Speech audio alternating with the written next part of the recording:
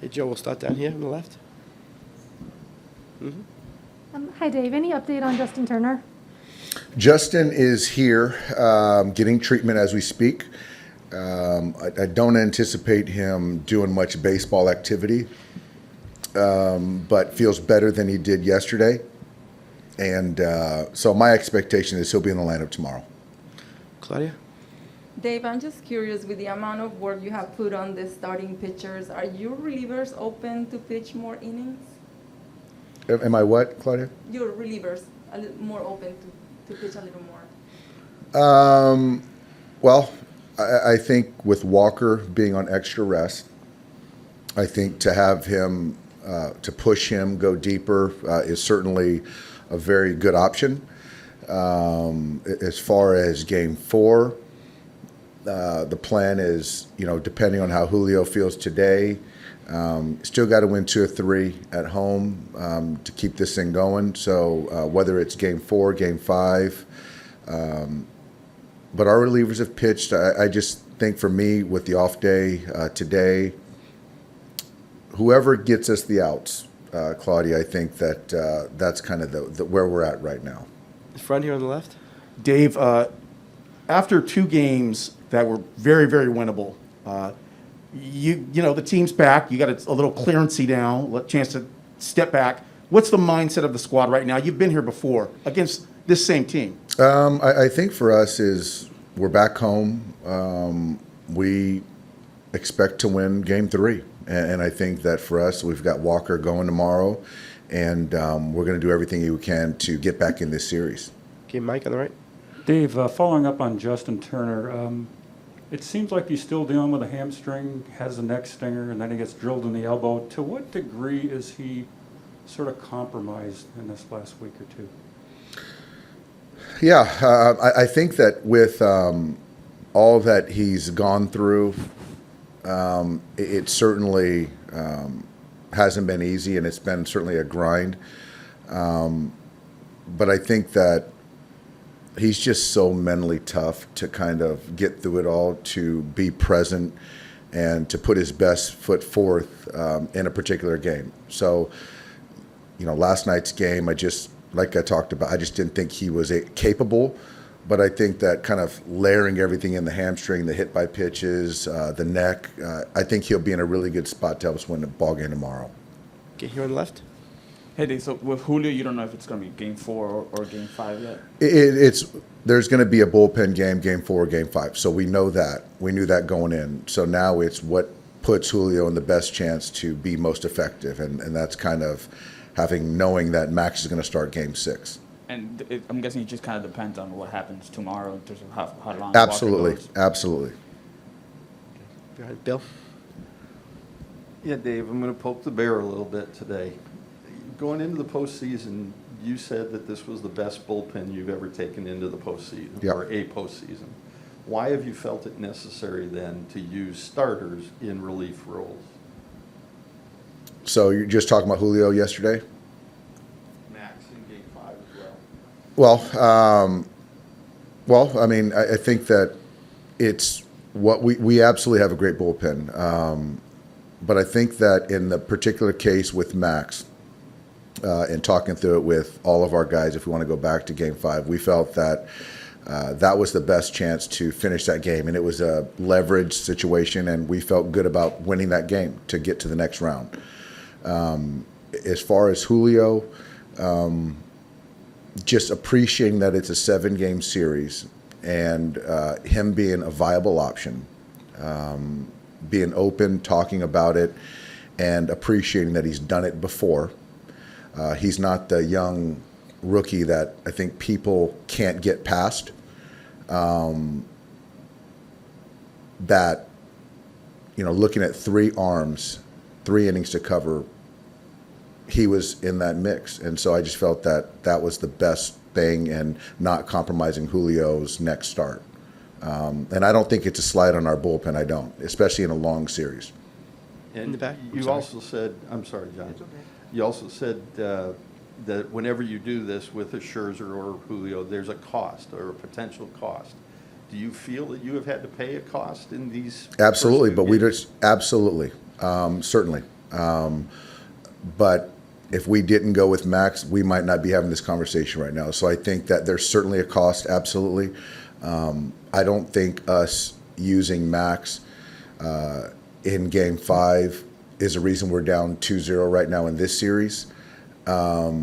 We planned on a bullpen game, either Game 4 or Game 5 this series. So I don't think that using Julio in Game 1 or 2 changed that. So I don't see the cost. And again, we had to get to a point where we were at to win that game, to get to this point and sort of figure it out. And things just can't be scripted. You've got to kind of sometimes go off script to what I feel is the best chance to win a game, let alone a particular series.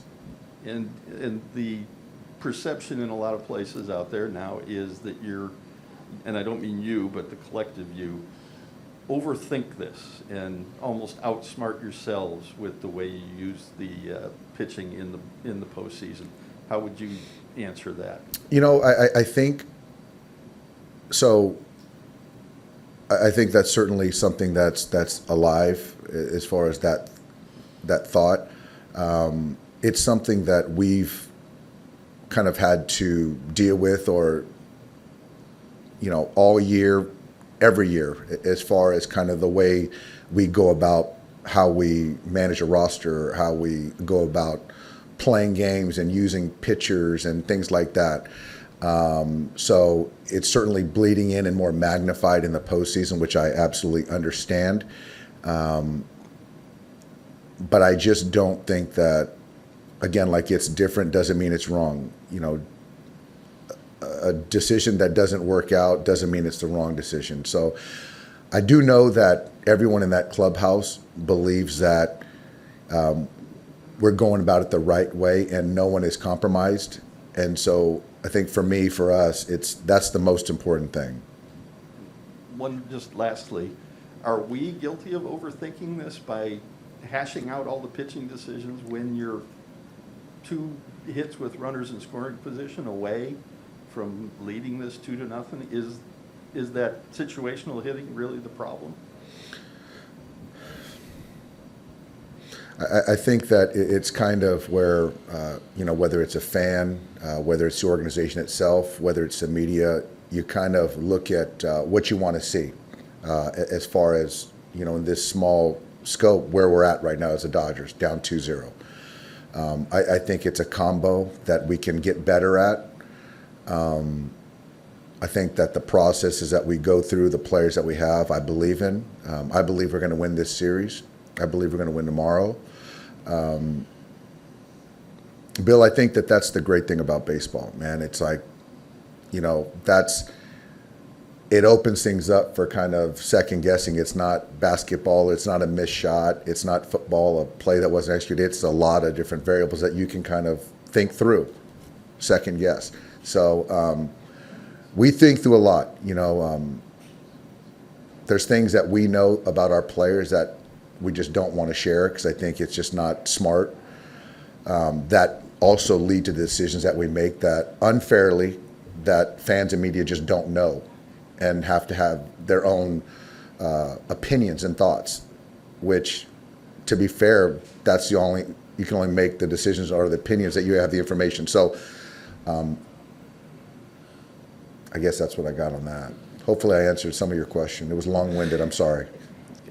Straight in the back in the middle. Dave, now that you're a few more days removed from that Giants series, looking back, Game 5, flying across the country to Atlanta, playing those 2 games, how drained, exhausted do you think your team was, and how much do you think they needed to reset? It was, Jorge, it was a lot. Certainly last year, being in one spot, not having to travel, and the travel day was essentially an off day that you can kind of reset. But no excuses. Whether we got to make pitches when we need to make pitches, we need to make plays defensively, or we need to get hits when we need to get hits. So in that particular moment, those moments, the travel, the fatigue has nothing to do with the outcome. And there's not a player in there that will say that. So, but to your point, it's tough, but it's tough on everyone. Down here in the middle. Hey Dave, just to go back to the runners in scoring position, like how have you felt about like the quality of the bats in those sort of situations, less so the results, obviously in a small sample? Not very good.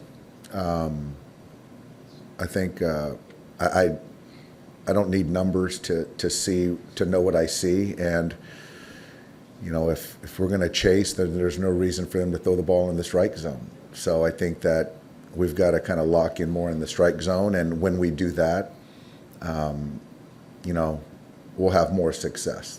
Would you say that's the biggest difference in this year's run so far compared to last year? Absolutely, yeah. And then with Walker, have you been able to check in sort of just how he's feeling bouncing back off of his first start on short rest? He's feeling great. He's got the extra rest, and he's out there throwing right now, and he feels great. He'll be ready to go. Thanks. Go to the right, Mike. Dave, though 0-2 is a tough spot. You feel like if you can get this thing back to Atlanta with Max and Walker on extra and regular rest, would you like your chances there?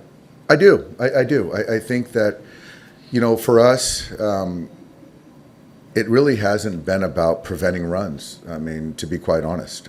So I think that Walker and the guys behind him tomorrow, we're going to prevent runs, and we're going to score more than they will. And I think we're going to do that in Game 4. And so,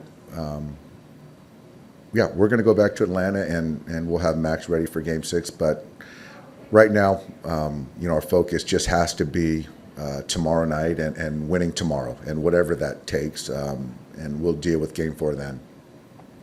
Isn't it? You want one more? Okay. Jorge, one more. Dave, have you talked to Julio today? You know, how is he feeling? I haven't seen him yet. I'm expecting him to come in. So, yeah, I'm expecting to come in and just talking to him and get the trainer's sort of insight. I just can't tell you how much I appreciate him and trust him and respect him. But, you know, he's a man. You know, he's a star player. So I just think, and I said this earlier, Jorge, it's like he's not that 19-year-old rookie anymore. That, you know, I think that sometimes I get that in my head that he's still this young guy. He's a seasoned veteran. So whatever he feels today will impact the decision on Game 4 or Game 5, and he'll drive that. Thanks, Dave. Thanks, guys. Okay, first question for Claudia. Hey Walker, you had success against the Braves with a 2.57 ERA this season. How confident you feel to face that powerful lineup, and do you feel you can go deeper in the game? Certainly the plan. Try and get deep into the game. Same as kind of always and throughout the season. But yeah, kind of got our backs against the wall, and hopefully can get us deep into it and get us you know, a victory here at home. Okay, Jorge in the back. Walker, how do you feel like you bounced back after pitching on short rest for the first time in your career? Physically felt pretty good. Got a little sick in San Francisco, but you know, I'm feeling all right. So no worse for the wear. Next question, right here. Yeah, Walker, is there like a feeling out process, just trying to figure out how your body was going to respond to it for the first time in the big league level? Or? I wouldn't say feeling out. It's kind of something that you get thrown into, and however you feel is however you feel. You know, I didn't know really what to expect, I guess, but wasn't too different than a normal start, I guess. So nothing real drastic. How much was that just sort of part that you discussed with Max and Clayton, like before making that short rest start, like just how your body would bounce back afterwards? Yeah, I mean, I told you I didn't really want to talk about it when I had those conversations, so I don't think I want to talk about it too much now. But yeah, nothing weird happened. That's all I'll say. All right, thanks. Okay, Bill. Got to follow up on that. When you say you got sick, what do you mean? Did something you ate? I don't want to talk about that one either. A lot of secrets today. Yeah, Walker. I'm a secretive guy. Have Jorge. you noticed a difference in the team and just how exhausting things have been with the 5 games, you know, intense games against the Giants, and, you know, being outside the bubble and having to travel and home field back and forth?